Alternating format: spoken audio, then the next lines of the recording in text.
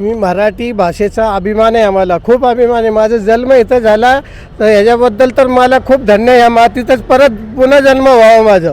माझ्या मुलांचाही इथं जन्म झाला आहे. माझी बायको UPची आहे, तर ती आल्यावर तिला सुद्धा मराठी येत नव्हतं, पण आम्ही तिला मराठी शिकवलं. आधी स्पष्ट मराठी बोलतात, कष्ट करतात, मशीन चालवतात. याच्या मागे राजकारण आहे. हे बघा, आजपर्यंत तुम्ही जे परवाने वाटप केले त्यावेळेसच तुम्ही म्हणायला पाहिजे होतं, बरोबर आहे. तर त्यावेळेस तुम्ही परवाने दिलेत, त्यावेळेस म्हणले का तुम्ही मराठी आहेत का, काय मराठी बोलू शकता का. आज तुम्ही काही परवाने वाटपतानाच गोळ झालेला झालं. जबरदस्ती करू नका की 2-4 दिवसात हे करा आणि जावं नाही तरी UPला, तर हे चुकीचं आहे. आप कब से हो महाराष्ट्र में? हम 2006 से इधर हैं। 2006 से हो, फिर भी आपको अच्छे से मराठी बात करना क्यों नहीं आता? वजह क्या है? इसको कुछ नहीं है, क्योंकि भाषा अच्छी है, कोई भाषा से कुछ विरोध नहीं है, पण एकदम से कोई भी चीज़ लागू करेंगे तो एक अलग ही हो जाता है उसको. अच्छा, एकदम से कोई भी चीज़ नहीं कर सकते ना. अच्छा. आप तुम्ही कुठले? मी उत्तर प्रदेश. तुम्हाला येतं मराठी? हो येते, पण एवढं नाही. मराठी लैंग्वेज का हम सम्मान करते हैं, उससे हमें कोई ऑब्जेक्शन नहीं है. लेकिन जो लोग यहाँ पे काफ़ी टाइम रह गए तो उनको तो एक बार को आनी चाहिए, लेकिन हमारे को अभी इतना टाइम नहीं हुआ, तो हम जितना हम सीख पाए हम उतना सीखते हैं. और मराठी में जो पैसेंजर बात करते हैं हम उनसे उस हिसाब से बात करते हैं. पण अनेक जण म्हणतात की आम्ही नाही शिकणार मराठी, त्यांचं काय करायचं? ते आडमोठे धोरण आहे, त्याला काय अर्थ नाही. हां.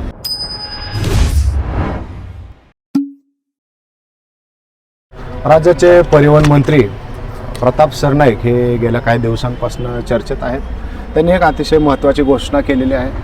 ही घोषणा आहे रिक्षा चालक किंवा कॅब चालक जे आहेत त्यांना मराठी सक्ती करण्याच्या बाबतची त्यांनी घोषणा केलेली आहे. राज्यामध्ये जवळपास 15 लाख रिक्षा कॅब चालक आहेत आणि या सगळ्यांना मराठी बोलता आलं पाहिजेत अशा पद्धतीचा त्यांचा आग्रह आहे. या संदर्भात त्यांनी पत्रकार परिषद घेऊन नुकतीच घोषणा देखील केलेली आहे आणि या घोषणेनंतर एक काहीसं वादाचं चित्र आपल्याला पाहायला मिळतं आहे. या 15 लाख रिक्षा चालकांपैकी काहींच्या ज्या संघटना आहेत तर त्या संघटना या निर्णयाला विरोध करत आहेत आणि अतिशय टोकाचा विरोध आहे. त्यांचा विरोध एवढा आहे की 4 तारखेला आम्ही सर्व रिक्षा चालक संपावर जाऊ आणि एकंदरीतच सगळं वातावरण जे आहे तर ते विस्कळीत, म्हणजे जे ट्रॅव्हलचं जे आहे सिस्टीम तर ते आम्ही विस्कळीत करू अशा पद्धतीचा इशारा देण्यात आलेला आहे. आता या निर्णयामुळं खरं तर गोरगरीब हे रिक्षा चालक आहेत, मात्र या निर्णयाबद्दल अनेक रिक्षा चालक नाराजी व्यक्त करत आहेत. अनेक रिक्षा चालक या निर्णयाचं स्वागत देखील करत आहेत. आता आपण पुण्यामध्ये आहोत आणि पुण्यामध्ये असणाऱ्या जंगली महाराज रस्त्यावरती माझ्यासोबत काही रिक्षा चालक आहेत, त्यांच्याशी आपण संवाद साधूयात. या निर्णयाबद्दल आणि एकंदरीतच जे सरकारची भूमिका आहे मराठीची सक्ती करण्याबाबत त्याच्याबद्दल त्यांना काय वाटतं ते जाणून घेऊयात. सर, स्वागत आहे सर तुमच्या सगळ्यांचं. राज्य सरकारचा निर्णय तुमच्यापर्यंत पोहोचलाय का? तुमचं काय म्हणणं आहे? बरं, माहिती आमच्यापर्यंत राज्य शासनाचा निर्णय पोहोचलेला आहे आणि आम्हाला या मराठी अस्मितेबद्दल खूप अभिमान आहे. आम्ही मराठी बोलू शकतो आणि आम्हाला मराठी बोलण्यासाठी जे आमचे बाकी काही रिक्षा चालक आहेत त्यांच्यासाठी आणखीन काही थोडा वेळ द्यावा, म्हणजे की ते शिकताल पण मराठी बोलायचं. आणि जे कस्टमर पण आहेत ते 40 ते 50% हिंदी बोलतात.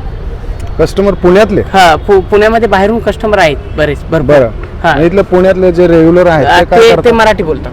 ते मराठी बोलतात आणि आम्ही होईल तेवढं 100% आम्ही मराठीत बोलतो. कुठे चालवता तुम्ही रिक्षा? आम्ही जंगली महाराज रोड, कोंडवा, NIBM, उंडरी, पिसोळी, मोहम्मदवाडी, सर्व भागात बानेर, पाषाण वगैरे सगळीकडे चालवतो. सरकारच्या निर्णयाबद्दल काय वाटतं? नाही, सरकारचा निर्णय बरोबर आहे, पण आता जसं की आमच्या मुंबईला सुद्धा आंदोलन चालू आहे, तिथं आमचे एक 3-4 जण आंदोलन करत आहेत. त्याला सुद्धा परिवहन मंत्र्यांना आजपर्यंत येऊन भेट दिलेली नाही. काय विषय त्यांचा विषय आहे की आम्हाला जे रेट आहेत फेअर रेट ते आमच्या ॲपवर दाखवा.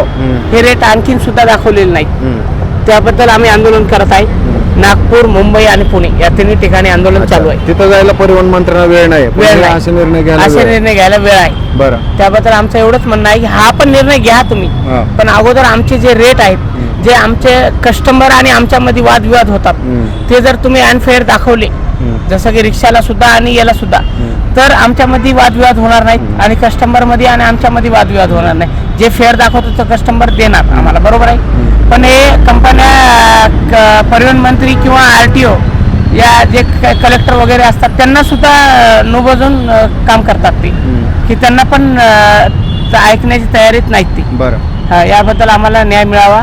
याबद्दल मराठी भाषेबद्दल तर आम्ही एकदम हे आहेत बोलण्यासाठी आता हा तयार जो आहेत. निर्णय आहे तर तो निर्णय जे महाराष्ट्रातले जे भूमिपुत्र आहेत तर त्यांना जास्तीत जास्त रोजगार मिळावा यासाठी घेण्यात आलेलं आहे, असं एक समर्थन केलं जात आहे.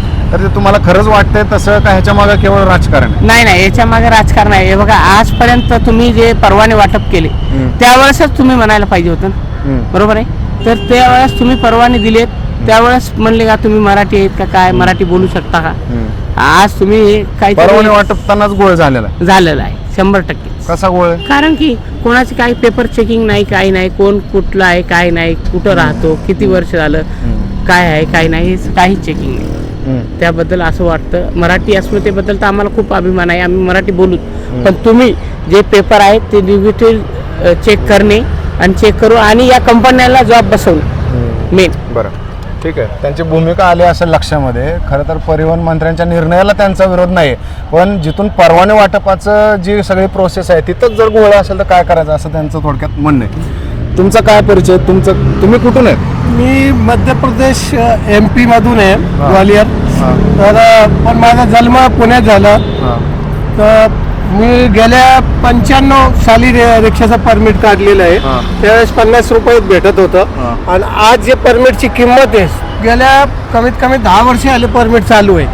अजिबात त्यांना बंद करायला बघतो. रिक्षावाला मोठी संघटना आहे कष्टकऱ्यांची, तर ते संघटनेने सुद्धा बऱ्याच संघटनेने हे केलं की परमिट बंद करा हे करा, पण त्यांनी काय परमिट बंद केले. एका परमिट मागे जवळजवळ 15,000 रुपये हे रिक्स त्यांनी रेट घेतलेला आहे परमिटचं. आणि ते परमिट घेताना त्यांनी कसली चौकशी केलेली नाही. चौकशी केली तर आज ही वेळ आली नसती. चौकशी कुणाला परमिट द्यायचं काय प्रश्न विचारले असते तर ही वेळच आली नसती. त्यांनी ते केलेलंच नाही, फक्त त्यांनी पैसे घेतले तिथं. आज लाखो परमिट सोडले त्यांनी. लाखो परमिटचा हिशोब लावा. एका परमिटची जर त्यांनी 15,000 घेतले, एजंटने सुद्धा परमिट घेतले, कारण माझ्यासारख्या किंवा रिक्षा चालकाकडे कुठला पुरावा नाही. तर एजंट काय करतोय हे पुरावा हे कुठून पण काही गोळा करून नाही का डुप्लिकेट देतात. तर ते एजंटही पैसे खातो, ITOलाही पैसे भेटतात, सरकारच्या तिजोरीत जातो ते पैसे. सगळं ते यंत्रणाच आहे. त्यावेळेस तुम्ही हे केलं असतं तर आलेच नसते. पण आता आपला मुद्दा हा आहे की एकंदरीत आता जो सरकारने निर्णय घेतलाय की रिक्षा चालक असू द्यात, कॅब चालक असू द्यात, यांना मराठी यायला पाहिजे. ह्याच्याबद्दल तुम्हाला काय वाटतं? तुमचं मूळ आहे मध्य प्रदेशचं, तुम्ही वाढलाय महाराष्ट्रात, पण आता ह्या सगळ्या निर्णयाकडे तुम्ही कसं बघता? मी मराठी भाषेचा अभिमान आहे, आम्हाला खूप अभिमान आहे. माझा जन्म इथं झाला तर ह्याच्याबद्दल तर मला खूप धन्य आहे. या मातीतच परत पुन्हा जन्म व्हावा. माझ्या मुलांचा इथं जन्म झालाय. माझी बायको UPची आहे, तर ती आल्यावर तिला सुद्धा मराठी येत नव्हतं, पण आम्ही तिला मराठी शिकवलं. आज स्पष्ट मराठी बोलतात, कष्ट करतात, मशीन चालवतात. तर माझं त्या बांधवांना एवढं सांगायचं की मराठीत बोला, तुम्ही यायला पाहिजे मराठी, कारण आपले पॅसेंजर येते. तर पॅसेंजर संघ पण जे आहे सरनाईक जे परिवहन मंत्री त्यांनी जे तडकाफडकी निर्णय केला याचा आम्हाला विरोध आहे. आमच्या संघटनेचा पण विरोध आहे, रिक्षा चालक म्हणून माझा विरोध आहे. त्यांनी काय मुदत पण दिलेली आहे, पण ह्या मागे सगळं राजकारण आहे असं तुम्हाला वाटतं? राजकारण आहे, एवढं लवकर कोणी शिकू शकत नाही. त्यांना टाइम द्या, माहोल बनवा, ते शिकतील. त्यांना व्यवसाय करायचा आहे तर शिकणार मराठी, आणि मराठी शिकायलाच पाहिजे माझं पण मत आहे.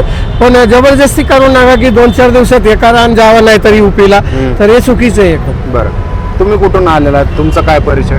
तो हमारा मैं नदीम अंसारी, हम उत्तर प्रदेश UP से हैं. अच्छा. इधर हम 20 साल से रह रहे हैं. तो मराठी आता है, मतलब इतना ज़्यादा मराठी नहीं आता. पैसेंजर भी मराठी में बोलते हैं. अगर पैसेंजर मराठी बोलेगा तो हम भी तो मराठी में ही बोलते हैं. आप कब से हो महाराष्ट्र में? हम 2006 से इधर हैं. 2006 से हो, फिर भी आपको अच्छे से मराठी बात करना क्यों नहीं आता? वजह क्या है आप बता सकते? मतलब ऐसे कभी ऐसा मतलब वही नहीं लगा कि ऐसा होएगा कभी. अच्छा. हाँ, लेकिन आपको लगता नहीं कि मराठी आनी चाहिए? नहीं आना चाहिए. तो महाराष्ट्र की अस्मिता है, महाराष्ट्र भाषा अच्छी भाषा है, मगर परिवहन मंत्री जो हैं उनको थोड़ा सा टाइम देना चाहिए. अच्छा. अभी मतलब जिसको बोलना नहीं आता वो ताकि सीख ले.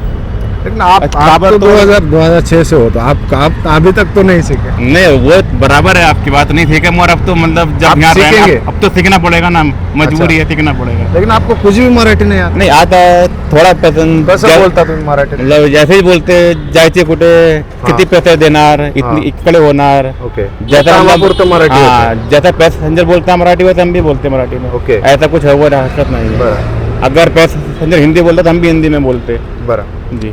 ओके, आप बताइए, आप कहाँ से? सर मैं भी उत्तर अच्छा। प्रदेश। जो अभी निर्णय लिया है गवर्नमेंट ने, आपको क्या लगता है, मराठी में आप बात करते हो, किस तरीके से आप ये सब निर्णय को देखते हो?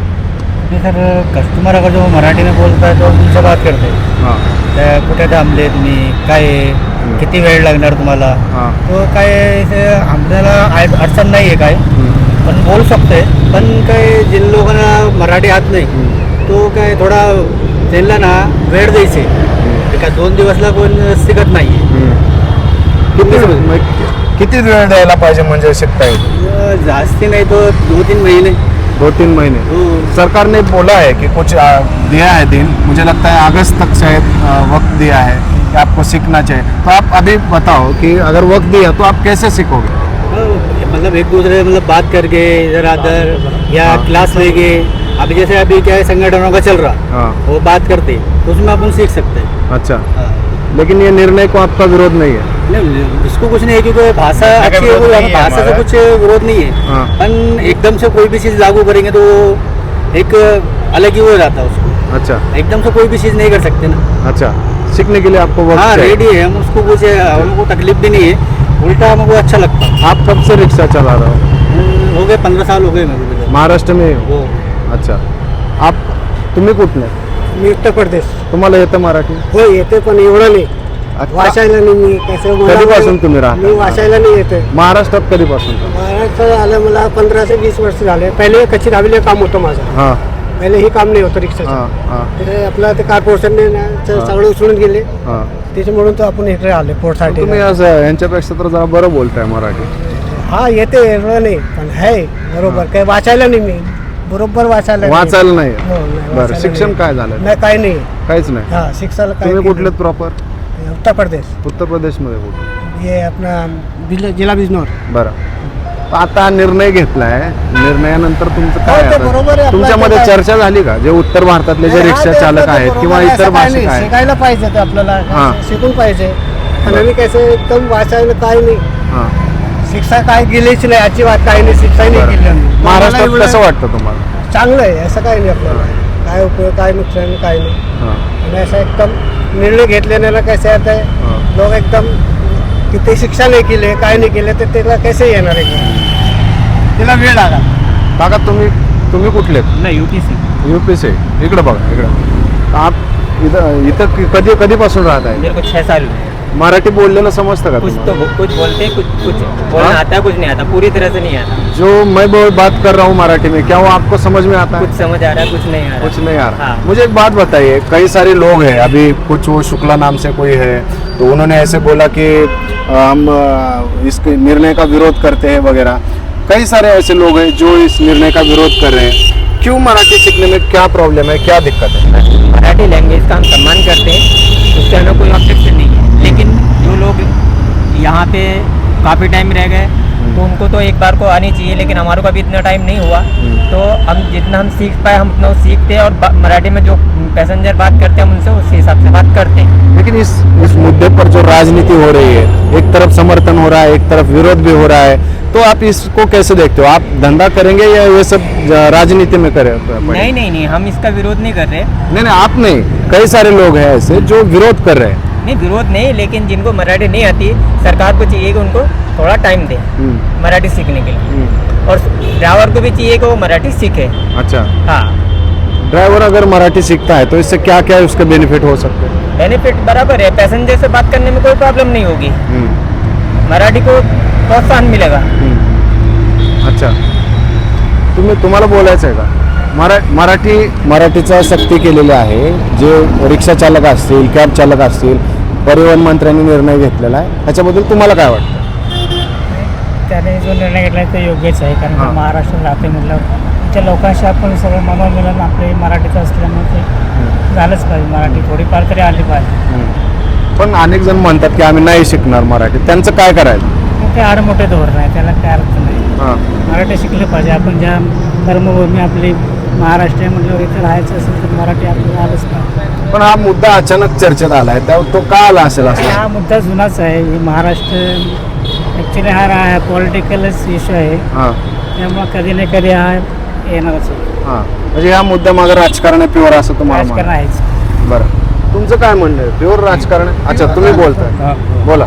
तुम्ही काय करताय? मी रिक्षा चालवतो. हा, कुठे चालवता रिक्षा? कुठले प्रॉपर? हा निर्णय जो घेतला त्याबद्दल हा काय निर्णय घेतलाय तो योग्यच हा. आहे. कारण का ज्या मायभूमीत तुम्ही कष्ट करताय, कमवता पैसे, आणि त्याच्यामध्ये तुम्हाला मराठी भाषा यायला काय एवढी अवघड नाही. काय तुम्हाला इंग्लिश भाषेची सक्ती नाही केली अगर काय नाही. ज्या मातृभाषे मराठी आहे, इथं तुम्ही रोजीरोटी कमवता, त्यामुळे तुम्हाला मराठी भाषा येणं गरजेचंच आहे.